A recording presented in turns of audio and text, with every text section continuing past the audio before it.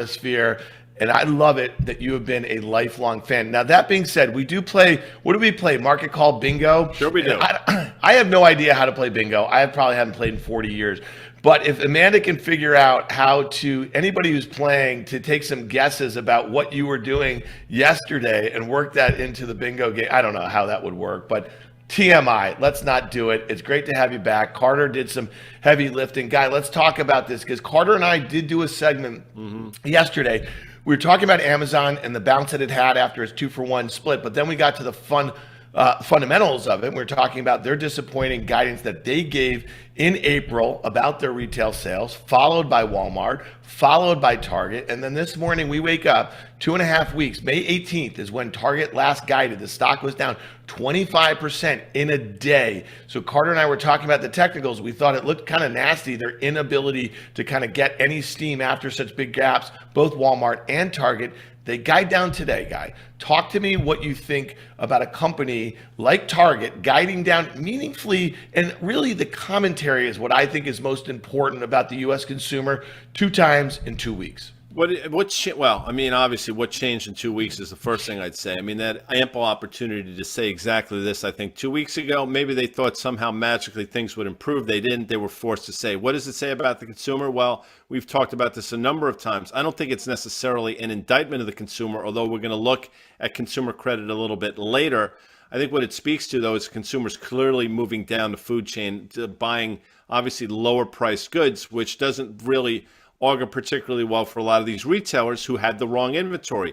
32% inventory build for Walmart is catastrophic. And that, again, is a word I'm choosing to use. Typically, 8% is considered high. 16% is off the charts. Nobody's ever heard of 32%. That's like a 4 standard deviation move. That was a problem. And I said on Fast Money that evening, Walmart is praying, Doug McMillon is praying that you hear similar from Target on the next day. And that's pretty much what you got. So what does it mean? Well, it means they both suck, number one, but maybe it does portend something about the consumer. Maybe we should be looking closer at some of these retailers. I think that's probably exactly what you and Carter were talking about yesterday. In terms of Target, real quick, we might as well throw a chart up because we have it. This was a $268 stock at its zenith. And if you look at it now, I mean, I don't say it's been cut in half, but you're talking about a 38 to 40% move from peak to trough. That is not insignificant, Dan. And although it's trading okay today, even though it's down a bit, I still think there's some pain ahead. Yeah, and so when we're talking about this inventory build, I mean, you and I have been saying this, I think, for months. When we think about some of the components that go into some kind of higher cost items, we know that semiconductors are a big part of that. And we know that because of the disrupted supply chains, because China has had the zero COVID policy, access to chips for all sorts of products, from washing machines to televisions to cars, have been really restrained here. And so all of a sudden now, you could have seen double ordering. You have these big inventories. Some of these retailers are going to have to discount them, but this could be happening at a very difficult time for the consumer, because the takeaway that we had, and our friend Danny Moses, who are our co-host on the Tape podcast, has been mentioning for a couple months now, higher energy and higher food costs are eating into your cart at Walmart or at Target. And when you think about some of those higher priced items, though, that Brian Cornell, CEO of Target, mentioned last month that consumers are kind of putting off, their high priced appliances. Look at this Whirlpool chart. And this is one I just think it's interesting because it's also tied to the housing trade, Guy. And we've been talking about how weak home builders stocks have been of late. We know that the 30-year mortgage had a precipitous rise over the last few months. What does this chart look like to you in the Whirlpool? Doesn't look great to me, man. Well, if Carter were here, he would put those little lines, those little oval type of thing, and he'd be like, the lines draw themselves. This is a textbook head and shoulders pattern. The measured move is going to be significant to the downside, and I think you're exactly right. And if you ask yourself, I mean, we're not here to sort of cast aspersions, as they say, and to talk poorly about Whirlpool, but if Target and Walmart are feeling this, how are other companies to be insulated from it? This is not just a Target and Walmart specific thing. Now, in terms of the inventory build, I mean, Walmart completely whiffed on that without question, and we talked about it at the time. But to think that other retailers are not feeling the same thing, and forget about retailers, I think it goes across a swath of industries where people overstocked, hoping that demand would still be there, and the demand might be waning at the exact wrong time. So that's extraordinarily deflationary, which I totally get. So in some ways, that's doing the Fed's job for them. The problem is, which we will also talk about, you have very persistent and sticky energy prices here, which I said we'll get into.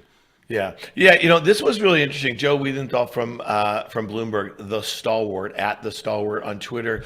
He is a great follow. I thought this chart was really interesting. He posted it this morning, guy. He said the latest ocean container bookings data reveals that despite strong levels of inbound cargo during the first 5 months of 2022, easy for me to say, import demand is not just softening, it's dropping off a cliff. And I think this kind of plays well into this idea that we had double ordering, we had supply demand dynamics, we had this notion that the economy was going to be rip roaring out of the pandemic, but the pandemic won't end. And now that we have inflation, we have the potential for job losses kind of ticking up in a slower growth environment. You're starting to see maybe import demand really fall off a cliff. What does this chart say to you?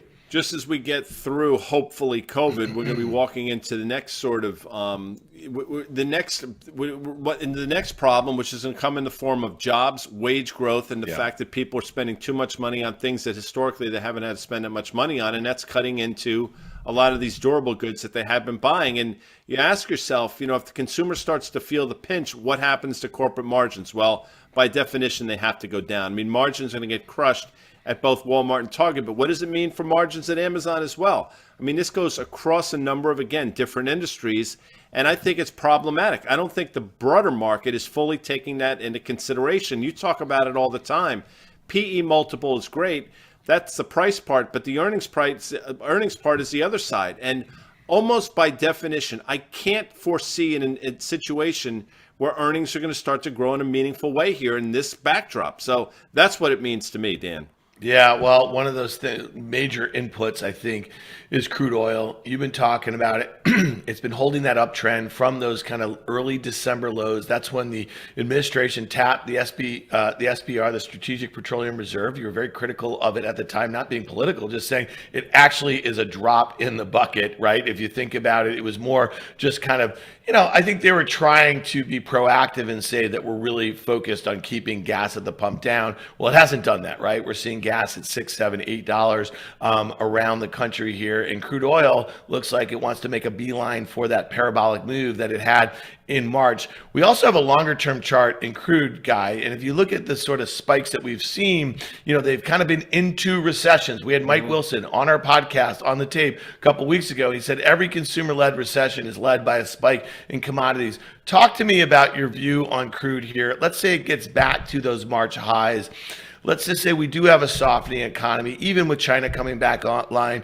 Are we likely to see commodity prices moderate, specifically crude oil?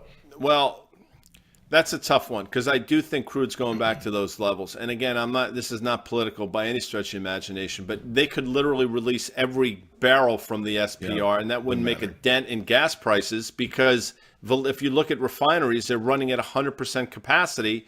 And oh, by the way, we're not building new refineries in this country. That's a problem, but that's probably for another show. And oh, by the way, that's the reason Valero seemingly makes a new all-time high every single day, a name we've talked about at length here on Market Call. What does it mean? Well, I think at a certain point, crude's going to exhaust itself, but I think it's going to trade through those March highs through 130. I think there's going to be further pain ahead. And what I've said a number of times, Dan, is the headwind in the form of zero COVID in China is going to abate at some point. And when they release the spigot there, no pun intended, that's going to create a tailwind for crude. And I think that's exactly what you're seeing here. So although we're talking about very deflationary things in terms of inventory builds and stuff, in terms of retail, the crude oil market has not got that memo from the Federal Reserve.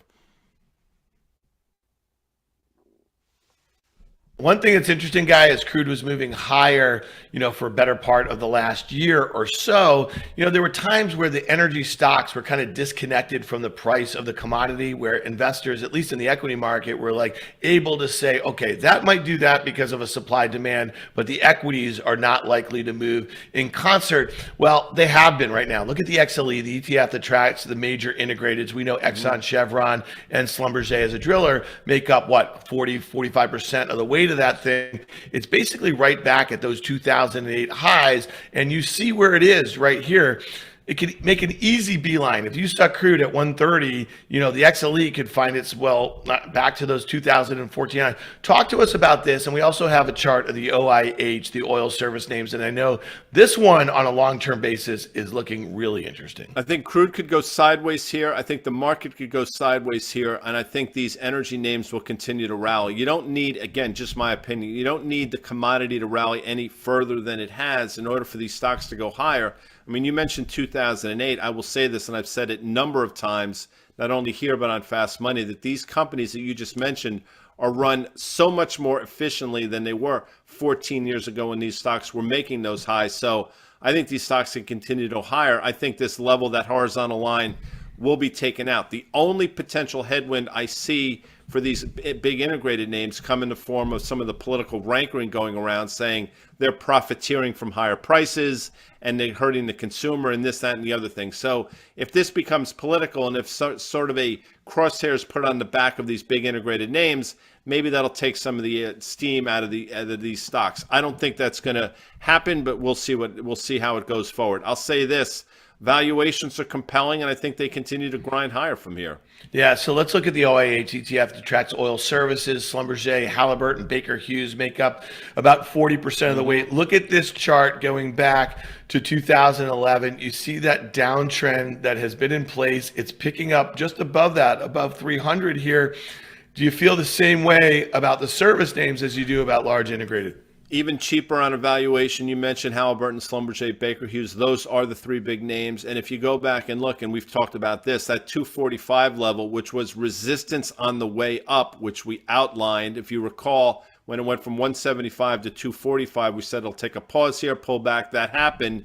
We said next time it won't. It'll go through and trade north of 300. That happened. Then a couple times we've traded down to 245, 250, and have held. Now here we are at 308 or thereabouts. I think we continue to go higher for the same reasons. I mean, you mentioned the big cap integrated names. I'll mention these Schlumberger and Halliburton specifically. Again, valuations are compelling, run much better, balance sheets much better. Crude can go sideways, and I think these stocks continue to grind higher. And I'm not suggesting we get back to all-time highs, but here at 308, I could easily see us north of 350 by late July, early August. Yeah, so we spent some time talking about what are the major inputs of inflation right now, and again, I think a lot of people are calling for peak inflation. We're going to get a peak at the GDP, or excuse me, at the CPI for last month in the next week or so. And again, whether it's got an 8 handle or a 9 handle, it really doesn't change a whole heck of a lot. I mean, the Fed is right now, they seem fairly well committed to fighting it. We know that there's a Fed meeting next week. We'll talk about what the CME Fed Watch tool is expecting. It hasn't changed a whole heck of a lot. But I think important here, Guy, is the fact that some of the kind of economic indicators about the consumer that makes up 70% of our GDP right now, they're not going in the right direction. They don't really feel particularly great. Here's a couple of them right here. Amanda put together a little bit of a montage. America's saving rates hit Great Recession era lows. Consumer credit card debt and annual percentage rates are heading to an all-time high. We know layoffs are coming. We heard what Microsoft said. They're slowing hiring. Tesla said they're going to cut 10% of the salaried workforce. All these fintech companies are cutting. There's going to be more of it, right? And this brings me back to about a month ago. We had David Rosenberg of Rosenberg Research on our podcast on the tape, and he said this, and I think this is really important. I just listened to it again, and it stuck in my head from a month ago. Small business is in the weeds of the economy. The 3-month decline in small business employment recession usually is right around the corner on average, going back 70 years. If the unemployment rate is up 0.3, Guy, just 0.3, and we just hit 3.6, which was the pre-pandemic low, 3.5% or so, which was a 40-year low, okay, then the recession is staring you in the face. So we could go to 3.9 or 4% on a percentage basis. That'd be a lot, but we were at 10% during the pandemic. Speak to me about what you think is going on with the consumer. Well, I think that's exactly right. Credit card debt's going to approach $1 trillion. I mean, we throw these numbers around seemingly meaningless. That's a staggering number, and we're talking about all-time highs. We're also talking about it in the form of interest rates continue to go higher. 30-year mortgage rates have doubled. You don't have the commensurate wage growth to back that up. I mean, none of this is particularly good.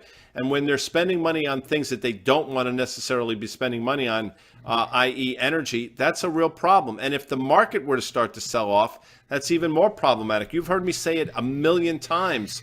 To me, all consumer sentiment is an overlay of the S&P 500. So if the market were to go down in a precipitous fashion, I think that would be all you need for the consumer spending to stop on a dime, because everything is absolutely in place for that to happen now. So what does it mean? Well, I don't think it's particularly strong. And as you mentioned, when 73% of this economy is driven by people buying stuff, if they stop buying that stuff, that's going to be a real problem. And, I remember when Rosie mentioned that, a 0.3% move into the upside and to tick up in unemployment, that's sort of the precursor or augurs a recession. Again, I don't know what that necessarily means for the market. I don't know what necessarily changes.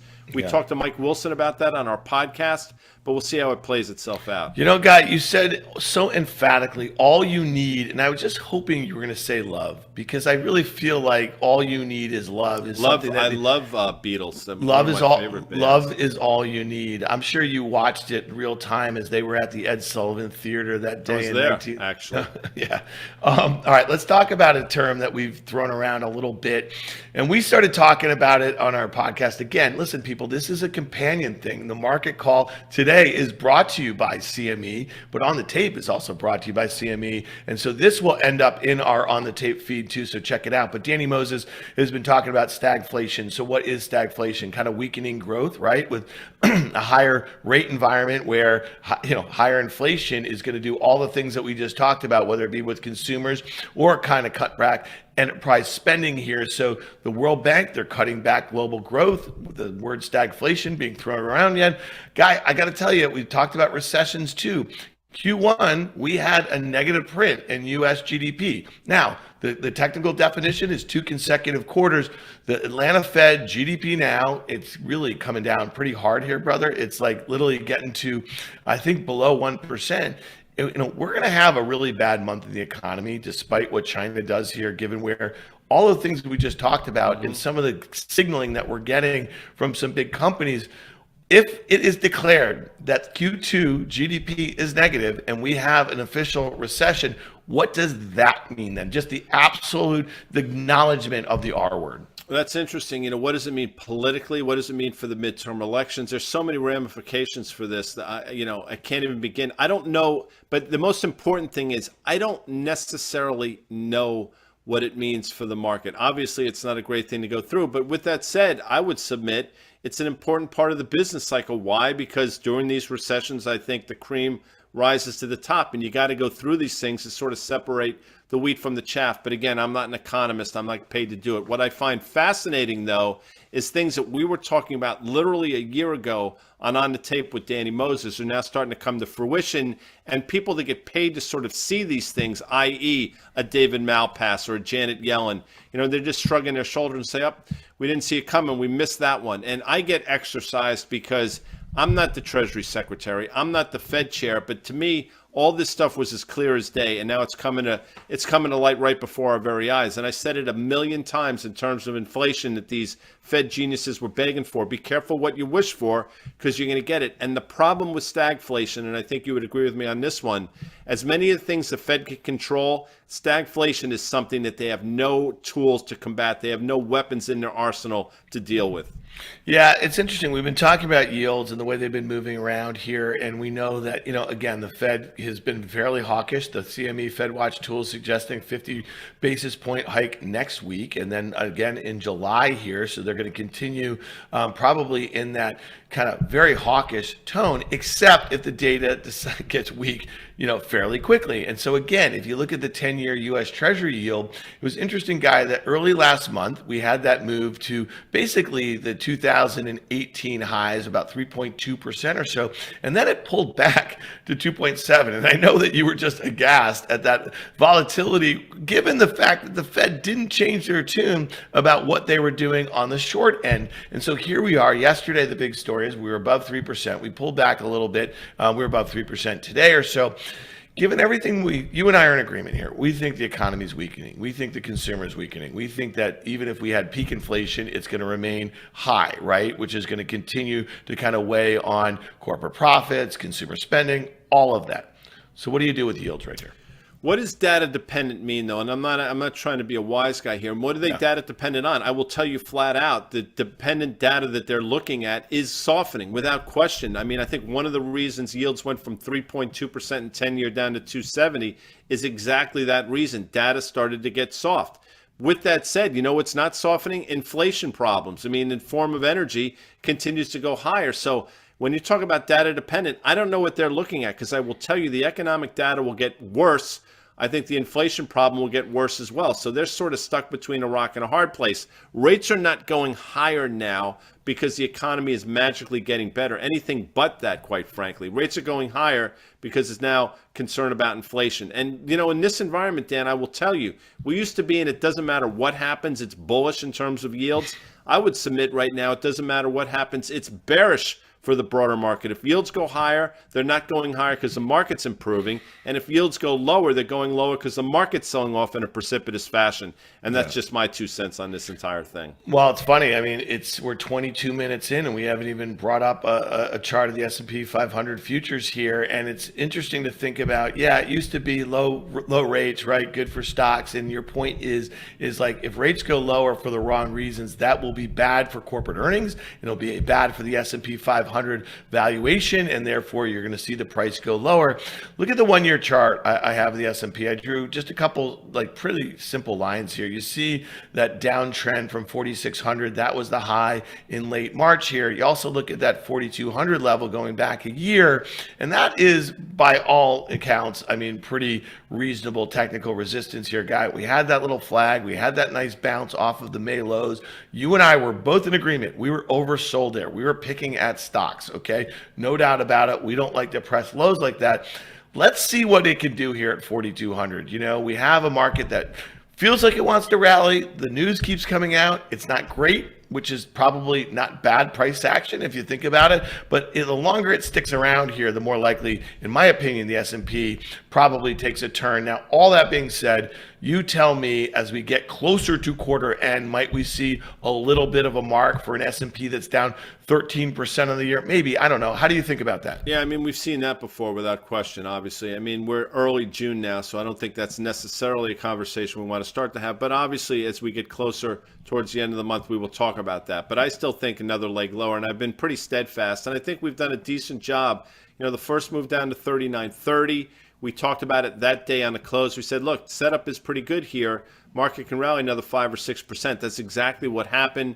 You had the subsequent sell-off to 38.10. Bounced off of that, another 5.5, 6%, maybe even a little bit more actually from trough to peak. But I still think that 37.50 is in the crosshairs. You have a 200-day moving average that is effectively rolling over. You're talking about tapping up to this resistance level, which you outlined very well. And I think it's just, again, my opinion, I think it's a foregone conclusion that we trade lower. To be bullish here, you need so many things to work in your favor. And I just don't see it coming to fruition, not least of which this Fed backtracking, which I don't think they're going to do anytime soon, because the problem that they're facing in form of inflation. And again, the market's built on a couple different things: revenue growth, earnings, and earnings growth. And those are the 4 pillars. Maybe you have one of them right now in a meaningful way. The rest of them are starting to wane here, Dan. Yeah, well, it's funny when you think about what are the sort of tape bombs that could get the market to rally. If it came out and said there was some sort of neutrality agreement between Russia and Ukraine, I don't know how much the stock market even rallies at this point. It feels kind of baked into the cake, if you will. Let's look at the Nasdaq futures really quickly. I have a 1-year chart. Looks the same, guy, that 13,000 level. The only difference here is that the Nasdaq is down 23% of the year versus an S&P that's down a little less than 13%. And again, you and I both think that a large part of the earnings contraction could happen in some mega cap sort of tech names, and that's where the valuation compression could come. And so 13,000 in the Nasdaq futures definitely looks interesting. But guy, take a look. I'm zooming out to the start of 2020 on the Nasdaq futures here. I got this hard deck here. You see it around 12,000. How do we get to the highway that would be the danger zone, if you will? You see what I did there, buddy? I like what you did there. By the way, if you haven't seen Top Gun Maverick, run, don't walk to go see it. It's tremendous. But I'd watch Tom Cruise read the phone book, full disclosure. How do we get there? I'll tell you exactly how we get there. Microsoft warned on the back of FX. Okay, that's fine. That's not for me to say. But I'll tell you, if these companies start to warn on the back of demand, and I think you would 100% agree with this because you've said it a number of times, I think that's how we get not only to the hard deck, but we get below the hard deck. So you're starting to see some of the first pre-announcements from some of these companies for a myriad of different reasons. If you start to hear demand is falling off a cliff, which, by the way, you talked about earlier in the show, that's going to be a problem for some of these NASDAQ names. Yeah, and again, just to reiterate, right now we had that May jobs report, and a lot of people were saying on Friday there was a bit of a Goldilocks, but we're also seeing headlines from Tesla, from Microsoft, from Coinbase, the list goes on here, right? And we know that the participation rate is getting better, but if we were to see, and going back to that quote from Rosie, just a mild uptick in unemployment, that's where demand falls off a cliff, at least from a consumer standpoint. And then if you have big corporations cutting headcount, they're going to be cutting other forms of spending, which will weigh on the economy. All right, last thing we're going to hit here, Guy Adami, near and dear to your heart, not really, is crypto here. I love the crypto. Well, what I was going to say, near and dear to your heart would be a bipartisan crypto regulatory overhaul. How's that sound? We had a Republican and a Democrat standing on Capitol Hill in agreement on how crypto maybe should, not even how it should be regulated, who it should be regulated by. They're saying it should not be the SEC, it should be the CFTC, it should be viewed as a commodity, and you can make a lot of good cases probably for that. And I think a lot of crypto folks are actually happy to see this because it puts greater framework around it, right? If you're I think that's exactly right. Listen, that's what Brian Kelly's talked about. He's not scared of this. He actually embraces this. It's important, I think. It goes from being the Wild West to sort of being governed under some sort of agency, and we'll see what happens. I can understand why the headline risk here is to the downside, but I think when the dust settles, people realize that's not nearly as negative as they think. With that said, and I think you would agree, it's been pretty stubborn around this 30,000 level. We really haven't been able to get out of our own way. We traded down to 25.5. We bounced up to, I want to say, close to 34,000, but this 30,000 level's been sort of sideways for a while. One has to ask himself, how long can we trade here? Are we doing the next leg lower or the next leg higher? I think Carter thinks lower. I agree with him. I don't know what the catalyst will be. I think a lot of people are hoping that a Fed pivot back to being dovish will be the catalyst for crypto to go higher. I just don't think that's happening anytime soon. Yeah, so Carter had a tweet this morning and he had a note out on worthcharting.com. The tweet's pretty funny here. I think that he has really upped his game on his memes, guy. Maybe you have to do the same here. But he's showing Bitcoin and Ethereum. They just look like head and shoulder tops. We're right on those necklines. He thinks that they are bombs away lower. I just threw up a quick chart right here. You see it. I mean, the more time they spend here, the greater the likelihood is that we have a retest. I think you said that 25.5 was that intraday low, from, I don't know, a month ago or so. Again, this is one where I think the people who are in it for the long haul don't mind lower prices. It gives them more time to kind of get out some of the weak hands and then kind of reload. Again, I'm much more interested in Ethereum and the stuff that's being built on that smart contract protocol than I am at Bitcoin. I am no maximalist guy, Donnie, and that's that, buddy. I mean, that is the market call. You're kidding. It's 130. Well, I don't know how you did playing your market call bingo. We didn't say a number of things. I know we didn't say the word that begins with a T that I won't say because if I say it, you will effectively get bingo. Please enjoy the Ranger game this evening, 8 p.m. Eastern time. I expect a full-throttled Tampa Bay fan base, but I also expect the Rangers to come out determined. I'm looking for a W again, hopefully closing it out on Thursday. Dan, I know you're rolling your eyes, but that's it for Market Call today, June 7th. I want to thank CME Dan, where risk meets opportunity. And of course, we're powered by Open Exchange. We'll be back tomorrow, which will be Wednesday, 1 p.m. And the aforementioned Carter Braxton Worth of Worth Charting will be joining us. See you then, folks. See you later. Thanks.